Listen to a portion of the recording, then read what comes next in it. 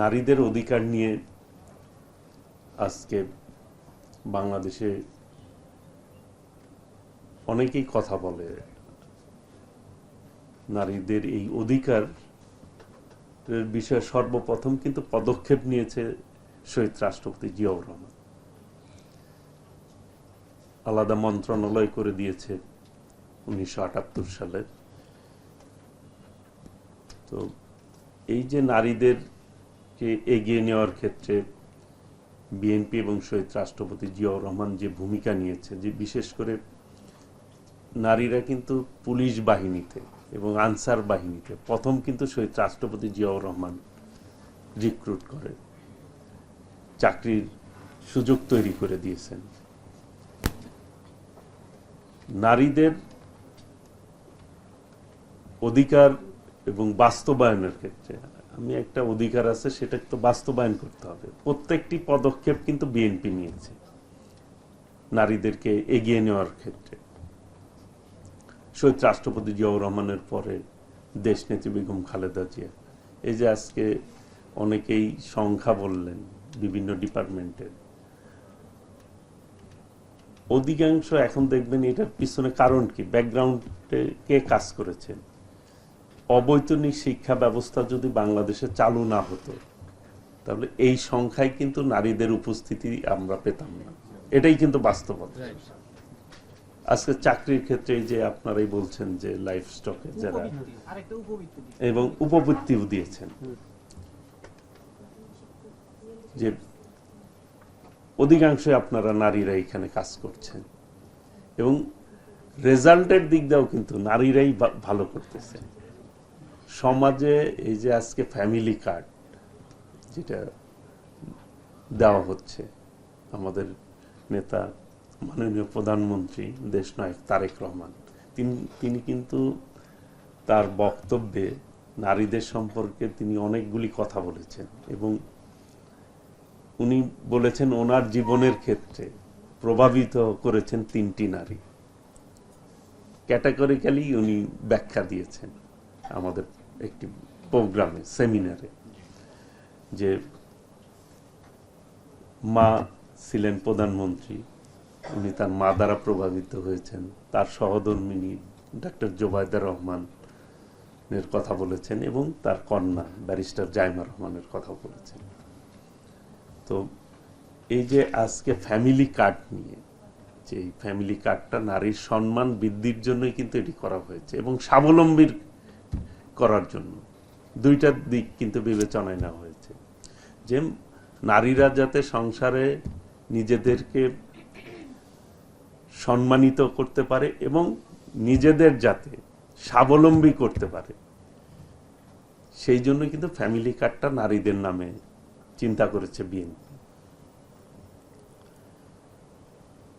আমাদের যে নির্বাচন হয়েছে, গত নির্বাচনে বিএনপি কিন্তু বিশ্বাস করে, বিলিভ করে যে বাংলাদেশের অধিকাংশ নারীরা বিএনপিকে সাপোর্ট করে। এটা কিন্তু বিএনপি বিশ্বাস করে এবং আমরা যারা নির্বাচন করেছি, আমি নিজেও নির্বাচন করেছি, আমার নির্বাচনে আমি নারী ভোটাররা কিন্তু আমাকে বেশি ভোট দিয়েছে। এটা নারীরা কিন্তু অবলীলায় বলে ফেলেছে। আমি যখন কেন্দ্রগুলোতে ঘুরতে গিয়েছি, দেখতে গিয়েছি, ভোটের দিন ওনাদের যখন সালাম দিয়েছি নারীদেরকে, বলছে আপনাকে কিন্তু ভোট দিচ্ছি আমরা। বিএনপি সবসময় নারীদের মর্যাদা রক্ষার জন্য সচেতনতার সহিত বিএনপি পদক্ষেপ নিয়েছে। কাজেই নারীরা এখন পিছিয়ে রয়েছে এই কথা বললে কিন্তু, যে আমার এক বোন বলেছে, নারীরা কিন্তু এখন আর পিছিয়ে নেই, অনেক এগিয়ে গেছে নারীরা। এটাই কিন্তু বাস্তবতা।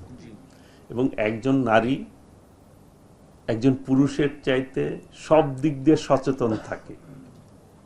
সংসারের দিক দিয়ে যদি আমরা বিবেচনা করি, যে সংসারের সবচেয়ে খেয়াল রাখে কে, নারীরা কিন্তু খেয়াল রাখে বেশি।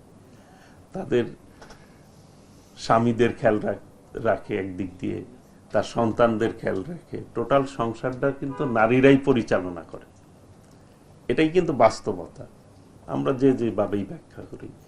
ইসলামেও কিন্তু নারীর মর্যাদা সম্পর্কে সবচেয়ে বেশি বলা হয়েছে, এবং ইসলাম কিন্তু নারীদেরকে মর্যাদা বান করেছে, মর্যাদা দিয়েছে অনেক বেশি। কারণ নারীরা কারো না কারো মা। কাজেই এই ব্যাপারে আপনাদের যেটা যে দুই একজন বক্তব্যে বললেন যে অসহায়ত্বের কথা, আপনারা কিন্তু অসহায় না। সমাজের সিস্টেমে কিছু কিছু সব জায়গায় কম বেশি কিন্তু খারাপ ভালো রয়েছে। দেখবেন সব জায়গায় কিন্তু 100% আপনি জাস্টিস পাবেন এই কথা কিন্তু কেউই বলতে পারি না, আমরা কোনো ক্ষেত্রেই না। ভালো মন্দ সব জায়গায় আছে। তো আমাদেরকে সামনের দিকে সকলের ক্ষেত্রেই মানসিকতা পরিবর্তন করতে হবে, যে এই সমাজটাকে যদি আমরা এগিয়ে নিতে যেতে চাই, সকলের সম্মিলিত প্রচেষ্টা প্রয়োজন। যেটি আমাদের নেতা মনে করেন যে সবাইকে নিয়ে, যে সবার আগে বাংলাদেশ যে একটি স্লোগান আমরা বিএনপি দিয়েছি, এটা হচ্ছে এই দেশটাকে বুকে ধারণ করে আমরা যাতে সকলে সম্মিলিত প্রচেষ্টার মধ্য দিয়ে এই দেশটাকে এগিয়ে নিয়ে যেতে চাই। এবং আমাদের যে ম্যানিফেস্টো ছিল সেইখানে কিন্তু নারীদের মর্যাদা বৃদ্ধির কথা গুরুত্ব সহকারে 31 দফায় আমরা বলেছি, আমাদের নেতা বলেছে। কাজেই আপনারা এখন নিজেদের জায়গা থেকে আমি মনে করি যে হ্যাঁ, পরিবেশটা তৈরি করে দেওয়া হচ্ছে সকলের কর্তব্য। যেই পরিবেশটা তৈরি করার ক্ষেত্রে আমাদের নেতা কিন্তু সচেতন রয়েছেন। আপনাদের মাননীয় প্রধানমন্ত্রী উনি কিন্তু ইতিমধ্যে ঘোষণা দিয়েছেন যে নারীদের জন্য আলাদা যানবাহনের ব্যবস্থা করে দিবে, উদ্যোগ নিয়েছেন। কাজেই নারীদের কল্যাণের ব্যাপারে আমাদের অবশ্যই আপনাদের পাশে আমরা থাকব, এটাই স্বাভাবিক। এবং আমাদের এই চিন্তা চেতনা আমাদের রয়েছে। কাজেই আগামী দিনে, কারণ আজকে রমজানের দিন, এই রমজান মাসটা তো অত্যন্ত আমাদের যারা আমরা মুসলমান তাদের জন্য অত্যন্ত গুরুত্বপূর্ণ।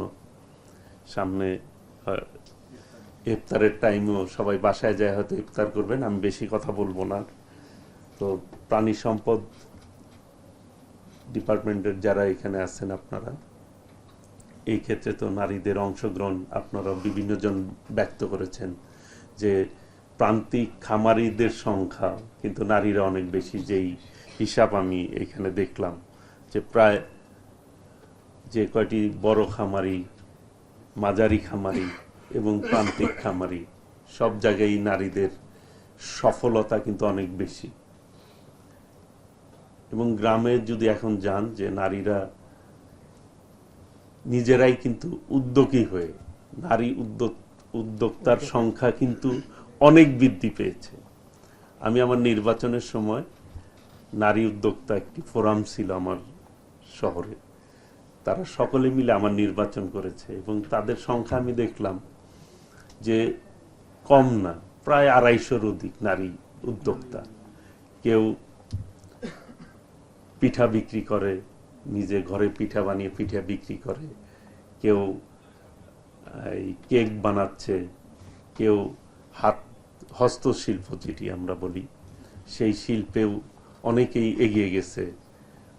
তো এখনকার সমাজ ব্যবস্থা আমি মনে করি যে দিনকে দিন কিন্তু আমাদের এই সমাজ ব্যবস্থা, যে মানুষের মধ্যে যে বৈষম্য, যেই কথাটি আমরা বলছিলাম যে বিগত দিনের একটি সরকার বৈষম্য তৈরি করে ফেলেছিল মানুষের মধ্যে, যে একটি দল হলেই চাকরির ক্ষেত্রে দেখবেন যে কি দল বিবেচনা করা হতো, যেরকম ব্লাড টেস্ট করা হতো সেরকম দল টেস্ট করা হতো, কোন দল করে।